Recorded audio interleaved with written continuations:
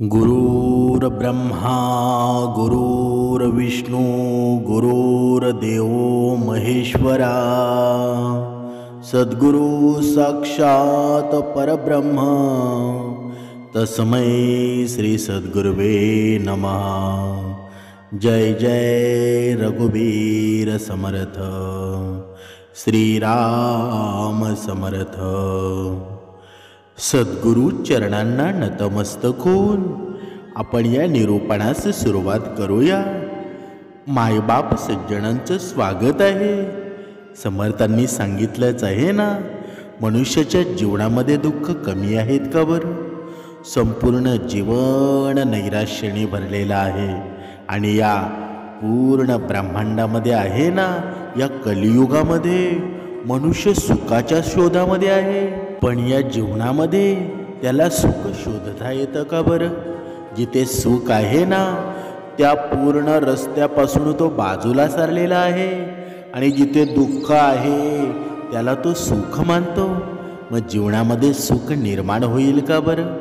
पण आजच्या या निरूपणामध्ये आपण पाहणार आहोत की घरातील तणावपूर्ण या नकारात्मक वातावरणामध्ये तुम्ही स्वतःला आनंदी कसे ठेवाल। आणि जर आनंदी ठेवायचा असेल ना, तर हे निरूपण पूर्ण मन देऊन ऐका। तुमच्या जीवनामध्ये कितीही नैराश्य असेल, तुमच्या जीवनामध्ये किती दुःख असेल, संकटांनी पूर्ण जीवन भरलेले जरी असेल ना, तर 100% तुमच्या जीवनामध्ये या प्रश्नाचं उत्तर तुम्हाला मिळणार आहे। या पृथ्वी तलावरचा मनुष्य प्राणी असा आहे ना, की त्याला घराशिवाय आपल्या करमत नाही। कुठे जरी कितीही दूर जरी गेला ना, सोन्याचा घास जरी त्याला दिला तरी त्याला घरी परत यावंच लागतं ना। म्हणूनच सगळं जग फिरून आलो तर परत आपल्याला आपल्या घरातच यावं लागतं।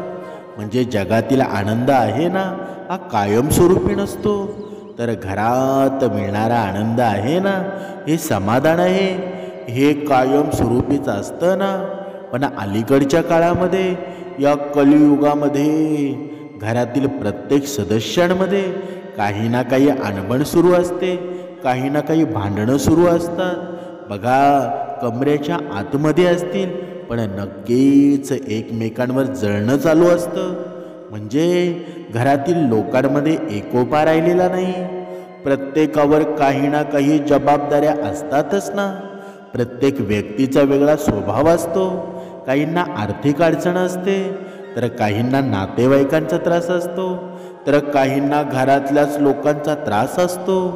कधी कधी मनुष्य आहे ना, एवढा त्रस्त होतो की कधी कधी मनुष्य आत्महत्येला सुद्धा प्रवृत्त होतो। पण दत्तगुरूंनी सांगितलंच आहे ना, कुणाला जर कोणीच नसेल ना, तर मीच आहे। म्हणजे तुमच्या जीवनामध्ये तुझ्या आई वडील सुद्धा नसतील, तुला नातेवाईक सुद्धा नसतील, तेव्हा दत्तगुरूंचं नामस्मरण कर, तुझ्या जीवनामध्ये आधार मिळून जाईल। म्हणून समर्थांनी सांगितलेलं आहे, काहींना घरातल्यांचा भरपूर त्रास असतो, तर काही लोकांना बाहेरच्या लोकांचा त्रास असतो।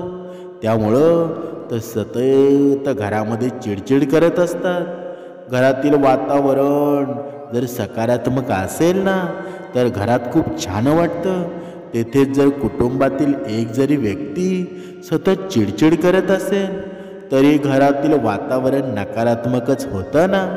पण असं कोणतं कुटुंब नाही की ज्या कुटुंबामध्ये वादविवाद होत नाही।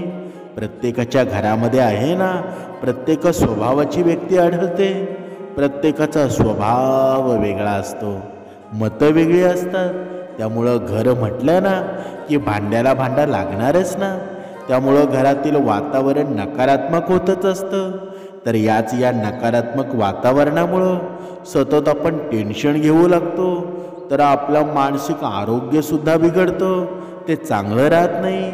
आणि वातावरण कितीही गढूळ असलं ना, तरी स्वतःच्या मनाला समजूत घालून आपलं मन शांत करून आपलं आयुष्य शांत जगता आलं पाहिजे। यासाठी आपल्याला आपल्या स्वभावामध्ये काही बदल करण्याची गरज आहे। घरामध्ये किंवा इतर कुठल्याही नकारात्मक वातावरणामध्ये स्वतःला आनंदी कसं ठेवायचं ना, स्वतःच्या मनाला समजूत कशी घालायची, हे आज आपण या निरूपणामध्ये पाहणार आहोत. पहिली गोष्ट म्हणजे सतत मनुष्याच्या जीवनामध्ये बघा, कधी कधी काही माणसं असतात ना, घरामध्ये कुटुंब प्रमुख असतो, 9-10 लोक त्याच्यावर अवलंबून असतात, मग त्याची चिडचिड होते. पण अशा मनुष्याने आहे ना, कधीच स्वतःला मीपणा आणू नये.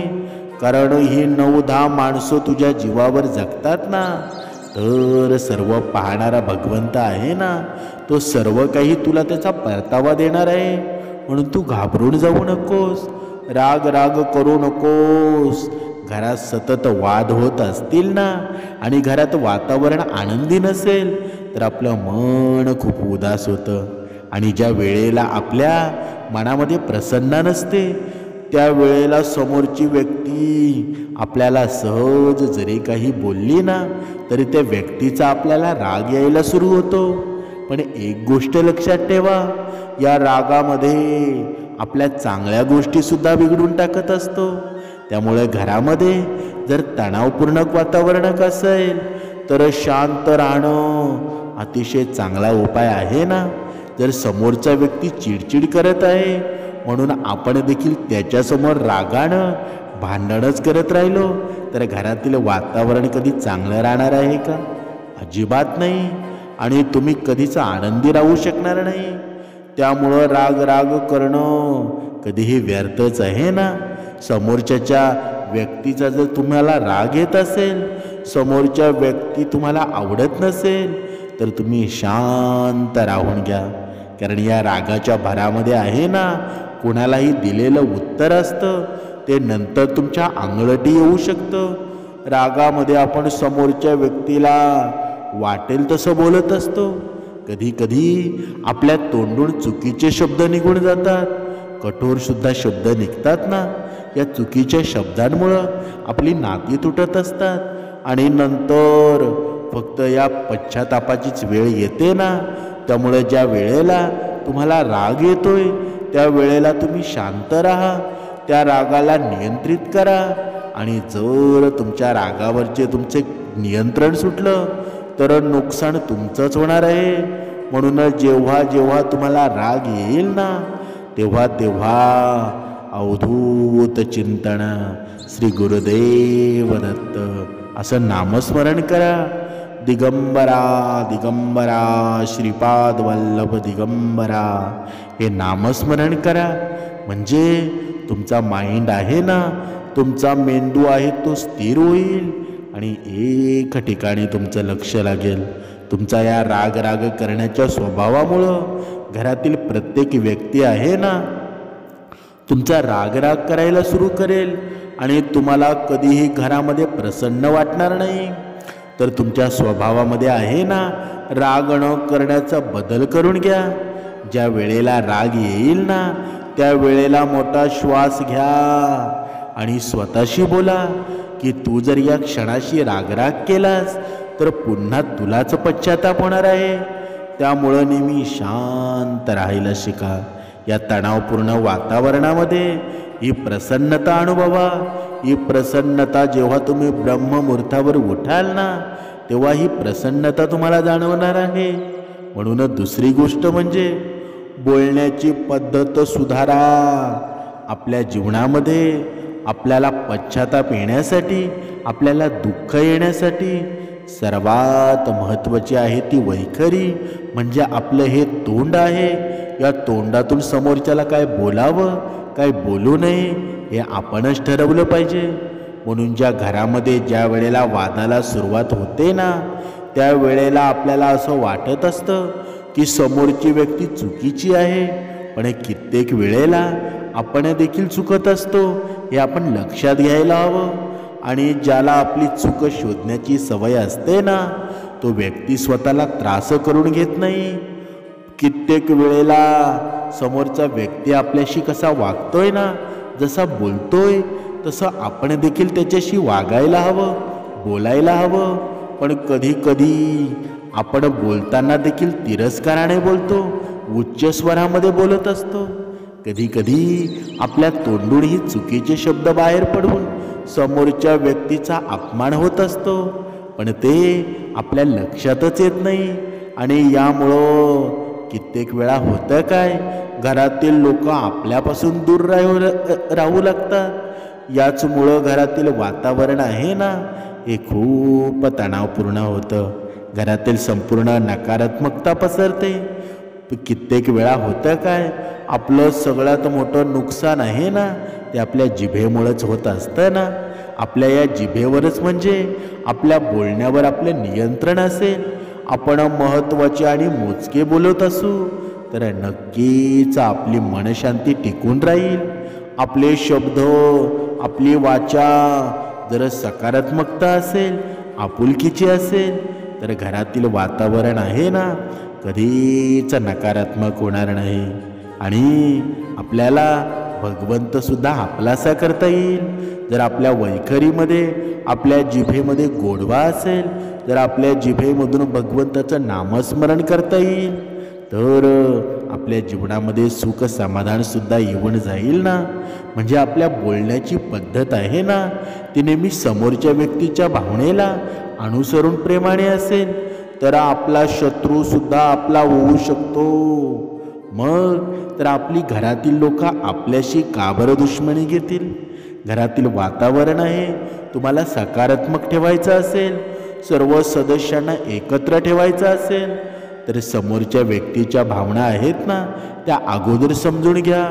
कधी कधी होतं काय की आपण समोरच्याचं काही ऐकूनच घेत नाही, आपणच बोलत बसतो आणि मग वाद जास्तच वाढत जातो ना. म्हणून जी व्यक्ती आहे कोणत्या कारणाबद्दल चिडचिड करत आहे किंवा वाद घालत आहे, या अगोदर आपण समजून घ्यायला हवं. आणि त्या व्यक्तीचा राग शांत होऊ द्या. आणि मग त्या व्यक्तीशी तुम्हाला काय वाटतं ना, ते तुम्ही बोला. या पद्धतीमुळे होतं काय की कुटुंबातील कोणत्या सदस्यांमध्ये कोणताच गैरसमज किंवा वाद निर्माण होणार नाही. म्हणजे समोरचा व्यक्ती आपल्याशी कसा बोलतोय ना, कसा वागतोय, यापेक्षा आपण कसे बोलतोय, आपण कसे वागतोय, याकडे आपण जास्त लक्ष द्यायला हवं. तुम्हाला तुमच्या मनाची शांती आहे ना, जर ती टिकून ठेवायची असेल, नेहमी आनंदी राहायचं असेल, तर तुमची बोलण्याची पद्धत नेहमी सकारात्मक असायला हवी, नेहमी मायाळू असायला हवी. पण तसं होतं का बरं? आपण स्वतःच्याच घमंडी वातावरणामध्ये असतो. आपल्याकडे थोडा पैसा असेल तर आपल्या जीवनामध्ये एवढा राग येतो ना, आपण समोरच्याचं शुल्लक सुद्धा ऐकत नाही, कुणाचं ऐकण्याच्या पलीकडे आपण जातो. मग त्याच्यातच आपली अधोगती होते ना. मनुष्याकडं भरपूर काही असून सुद्धा साधं जीवन जगणं ना, हीच खरी भक्ती आहे, हेच खरं श्रेष्ठत्व आहे. पण आजचा हा मनुष्य सर्व विसरलेलाच आहे ना. म्हणून तिसरी गोष्ट पाहूया की सतत दुसऱ्याच्या चुका काढू नका. समजा आपले एखाद्याशी भांडण लागलं तर आपण त्या व्यक्तीच्या चुका काढायला सुरुवात करतो, पण टाळी एका हाताने वाजत नसते. आपल्या मते फक्त समोरचाच व्यक्ती चुकतो का? तर अजिबात नाही. आपल्या हातून देखील काहीतरी झालं असेल तर चूक बघा. एखादी व्यक्ती खरंच मुद्दामून आपल्याला त्रास देत असेल, हे खरं आहे, पण घरातील प्रत्येक व्यक्ती आपल्याला मुद्दामून त्रास देते, आपल्याशी मुद्दामून अशी वागते, असं अजिबात नाही ना. पण आपणही त्याच्याशी काहीतरी चुकीचं वागत असू, हे आपण लक्षात घ्यायला हवं. म्हणजे तुम्हाला जवळच्या व्यक्तीला जपायचं आहे, तर समोरच्या व्यक्तीच्या चुका काढणं कमी केलं पाहिजे. कधी त्याची चूक तर कधी आपली चूक झाली असेल तर मनाला समजून सांगितलं पाहिजे. आणि वादविवाद भांडणं मिटवण्याचा आपण प्रयत्नच केला पाहिजे ना. माणसाचं असतं कसं, आपल्या चुका झाकायच्या आणि दुसऱ्याच्या चुका वाकून बघायच्या, तर हे चुकीचंच आहे ना. सतत दुसऱ्याची चूक काढून आपल्या हातूनच कधी चूक होईल हेच कळणार नाही. त्याच्या चुका काढण्याच्या सवयीमुळं आपल्याला जास्त त्रास होऊ शकतो. आणि त्या चूक करण्याच्या सवयीमुळं समोरची व्यक्ती आपल्याशी कधी चांगली वागणार नाही आणि आपल्या या सवयीमुळं आपल्या घरामध्ये कधीच प्रसन्नता येणार नाही, कायम तणावच राहील. तर बघा, दुसऱ्याच्या चुक्या काढण्यापेक्षा वेळ वाया घालवू नका. नेहमी तणावामध्ये राहून आपण कोणतंच चांगलं काम करू शकणार नाही. त्यामुळं आपल्या चुका काढा, त्या सुधारण्याचा प्रयत्न करा. स्वतःच्या व्यक्तिमत्वावर लक्ष द्या. तुम्हाला काय करायचं आहे ना, त्याकडे तुम्ही लक्ष द्या. तुमचं ध्येय निश्चित करा. त्या ध्येयासाठी तुम्ही स्वतःच्या चुका काढा आणि त्या सुधारण्याचा सुद्धा प्रयत्न करा. पण मनुष्य तसा करतो का बरं? त्याला स्वतःची चूक कधी दिसत नाही. मग तो अध्यात्माची त्याला गोडी लागेल का बरं? भगवंताचं नामस्मरण त्याच्या जीवनामध्ये होईल का बरं? आणि तेव्हाच जिथे भगवंताचं नामस्मरण दूर होतं ना, तेव्हा त्याच्या जीवनामध्ये दुःख निर्माण व्हायला सुरुवात होतं. कारण त्याचं डोकं हे रिकामच असतं ना. रिकामं डोकं हे शैतानाचं घर असतं ना, असं म्हणतात. पण समर्थांनी सांगितलंच आहे ना. बघा, तुम्हाला ध्येयापर्यंत लवकर पोचवायचं असेल ना, आपल्या स्वभावामध्ये बदल करून सर्व गोष्टी व्यवस्थित होत असतील तर त्या बदल करणं कधीही उत्तमच असतं ना. आपण जर समोरच्या व्यक्तीच्या चुका काढत नसू तर समोरची व्यक्ती देखील आपली चुका काढणारच नाही. त्यामुळं घरातील वातावरण नेहमी आनंद राहण्यासाठी, स्वतःला आनंदी ठेवण्यासाठी समोरच्या व्यक्तीच्या चुका काढणं सोडून द्या. बघा, चौथी गोष्ट पाहूया. काही गोष्टी विसरायला शिका. आपल्या कुटुंबातील सदस्यांकडून आहे ना, आपल्याविषयी काहीतरी चुकीच्या गोष्टी घडल्या असतील किंवा एखाद्या व्यक्ती आपल्याशी खूप जास्त चुकीचा वागला असेल, आपल्यावर अन्याय केला असेल, पण तो आपल्याशी आता चांगला वागत असेल तर त्याच्या त्या चुका तुम्ही विसरायला हव्या. त्या व्यक्तीची चांगली वागायला सुरुवात करा. जरी तो व्यक्ती आपल्याशी चांगला वागत असेल आणि वागत नसेल तरी सुद्धा त्याच्या चुका सतत आठवण करून स्वतःला त्रास करून घेऊ नका. म्हणजे त्यांनी तुम्हाला त्रास दिला असेल ना, तर तुम्ही सतत त्रास करून घेऊन मनाची शांती गमावून बसाल. त्यामुळं कुटुंबामध्ये सतत तणावपूर्ण वातावरण हे ठेवण्यापेक्षा झाल्या गेल्या गोष्टी आहेत ना, त्या वेळच्या वेळी विसरायला शिका. कुटुंबातील एखाद्या व्यक्तीसोबत आपलं भांडण झालं असेल, काही चुकीच्या गोष्टी तो आपल्याला बोलला असेल किंवा आपण त्याला बोललेला असेल, तर त्या गोष्टी लगेच विसरा. मोठ्या मनाने त्याला माफ करायला शिका. काय होईल काय, या गोष्टी मनात ठेवल्यामुळं खूप जास्त आपल्या मनावर आणि मेंदूवर ताण येईल. सतत विचार करून अतिविचार करण्याची आपल्याला सवय लागू शकते.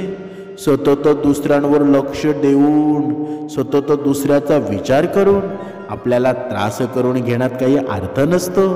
म्हणून आयुष्य जगत असताना नेहमी आपल्या आरोग्याकडे लक्ष द्या. तुमच्या आरोग्याच लक्ष नसेल ना, तर तुम्ही आयुष्यात काहीच मिळवू शकणार नाही. त्यामुळं स्वतःला विचारांमध्ये गुंतून ठेवू नका. या विचारांमुळं आहे ना, आपलं आयुष्य विस्कळीत होऊ शकतं. त्यामुळं प्रत्येक गोष्ट वेळच्या वेळी विसरा आणि पुढे चालत राहा. यामुळं होईल काय, तुमच्या मनामध्ये नकारात्मक विचार येणार नाही. आनंदी राहण्यामध्ये तुम्हाला मदत होईल आणि जीवनामध्ये नामस्मरण सुद्धा घडेल.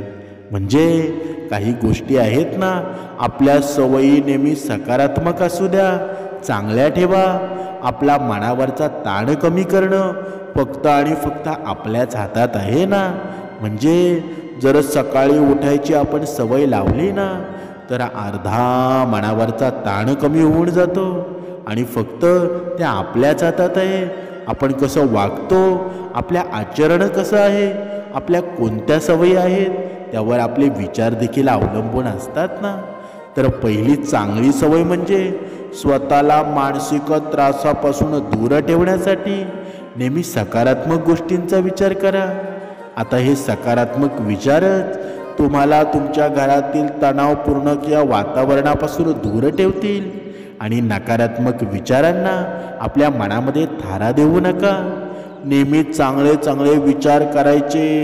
हे घरातील कितीही मोठे वादविवाद झाले असतील ना, तरीही आपल्या मनामध्ये एखादीही गोष्ट वाईट गोष्ट आणायची नाही, किंवा एखादं नातं तोडण्याची इच्छा आहे ना, ती मनामध्ये ठेवायची नाही. आपलं मन नेहमी साफ ठेवायचं. हे साफ आणि निर्मळ मन आहे ना, त्या मनामध्ये भगवंत बसत असतो. आणि जिथे भगवंत बसतो ना, तिथे कधीच दुःख नसतो, तिथे कधीच क्लेश नसतो. आणि आपल्याला या मनामध्ये राक्षसाला काढून टाकायचं आहे. त्या राक्षसामुळं भांडणं होतात आणि श्रीरामालाच बसवायचं आहे ना, दत्तगुरूंनाच बसवायचं आहे. म्हणून आपलं वागणं नेहमी प्रामाणिक ठेवायचं आहे. कधीही कोणाला फसवायचं नाही, कोणाशी खोटं बोलायचं नाही. जरी आपलं समोरच्या व्यक्तीशी भांडण लागलं तरीही त्याच्यावर खोटे खोटे आरोप करायचे नाहीत. आपली बाजू फक्त खरी आहे म्हणून समोरच्याचं ऐकूनच घ्यायचं नाही. ही सवय बंद करायची. आरडाओरड करायची नाही. तुमच्यामध्ये बऱ्याच अशा गोष्टी सवयींमुळे, या वाईट सवयींमुळं तुमचं मन अशांत राहतं ना. म्हणून समोरच्या व्यक्तीचे आपण चुकीचे वागलो तर ती चुकीची वागणूक आहे ना, ती आपल्याला शांत बसू देत नाही. म्हणून ध्यान करायचं. आपण ज्या कोणत्या परमेश्वराची, देवाची आराधना करतो ना, त्या देवाचं नामस्मरण करायचं.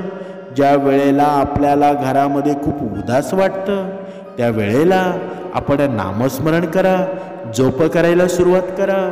परमेश्वराच्या नामामध्ये खूप जास्त मानसिक शांती असते ना.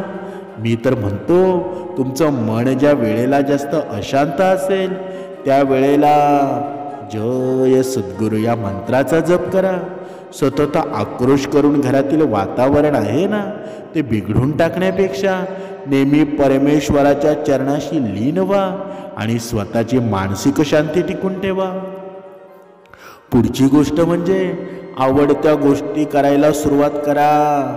घरामध्ये जरी आपण काही चुकीचं वागत नसू, सतत आपल्याला दोष देत असतील, आपल्याला खूप जास्त त्रास होतो आपल्या जबाबदारीमुळं, आपल्या कर्तव्यामुळं किंवा मोठ्या लोकांकडून होणाऱ्या त्रासामुळं, आपल्याला समोरच्या व्यक्तीला काही बोलता येत नसेल, पण त्याचा त्रास आहे ना, तो आपल्याला सहन करावाच लागत असेल, तर मात्र आपण त्या व्यक्तीला कसं हँडल करावं ना, यावर शांत राहण्यापलीकडं काही उत्तर मिळणार नाही. जर घरातील अशा व्यक्ती आपल्याला त्रास देत असतील किंवा ज्यांना आपण काही उलट उत्तर किंवा कोणत्या प्रकारे हँडल करू शकत नाही, तर अशा वेळेला आपण स्वतःला हँडल केलं पाहिजे. अशा लोकांचा त्रास आपण दुर्लक्ष करून स्वतःचं आयुष्य स्वतःसाठी जगलं पाहिजे. स्वतःला ज्या गोष्टी आवडतात ना, त्या आपण केल्या पाहिजेत. तुम्हाला काय आवडतं ना, त्या आवर्जून शोधून काढा आणि त्या गोष्टी करा. त्यामध्ये स्वतःचा आनंद शोधा. तुम्ही त्रास देणाऱ्या लोकांचा विचार करत बसून घरातील वातावरणामुळं जास्त त्रास करून घेण्यापेक्षा त्या वातावरणापासून स्वतःचं एक वेगळं मानसिक रूप तयार करा. स्वतःला मानसिकदृष्ट्या इतक्या खंबीर बनवा ना, की समोरच्या व्यक्तीनं किती जरी त्रास दिला ना, तरीही आपल्यावर काही फरक पडला नाही पाहिजे. म्हणजे कधीतरी निसर्गाच्या सानिध्यात फिरायला जा. तुमच्या आवडीचे पदार्थ खा किंवा तुमच्या आवडीचे पदार्थ बनवा. तुमच्या आवडत्या मित्रांशी गप्पा मारा. तुमच्या आवडीचे कपडे खरेदी करा. एखादं संगीत ऐका. म्हणजे बऱ्याचशा गोष्टी आहेत ना, की ज्या आपण आपल्या मनाच्या आनंदासाठी करू शकतो. घरातील वातावरण तणावपूर्वक आहे म्हणून आपण सतत त्याच वातावरणात गुंतून राहिलो ना, स्वतःला त्रास करून घेत राहिलो, तर आपलं जगणंसुद्धा मुश्किल होऊन राहील.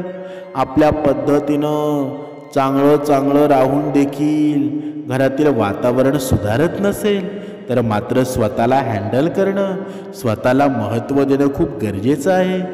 म्हणून कुटुंबातील प्रत्येक व्यक्ती आपला तिरस्कार करत नसते.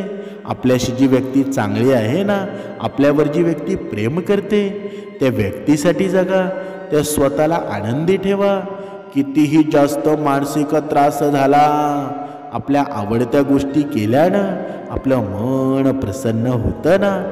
त्यामुळे आपल्या आवडत्या गोष्टी करा. स्वतःला नेहमी मानसिक त्रासापासून दूर ठेवा. जेव्हा जेव्हा तुमच्या मनामध्ये डिप्रेशनमध्ये जाण्याची वेळ येईल ना, जेव्हा जेव्हा तुम्हाला दुःख वाटेल, तेव्हा भगवंताचं नामस्मरण निरंतर आपल्या मनामध्ये ठेवा. बघा, तुमचा एक दिवस आहे ना, या सर्व प्रश्नांचं उत्तर तुम्हाला मिळून जाईल आणि तुम्ही एक दिवस सर्वश्रेष्ठ मनुष्य व्हाल. प्रेमाने जगायला सुरुवात कराल. दुःखांचं सर्व सावट निघून जाईल आणि तुमच्या जीवनामध्ये आनंद राहील. अवधूत चिंतन. श्री गुरुदेव दत्त.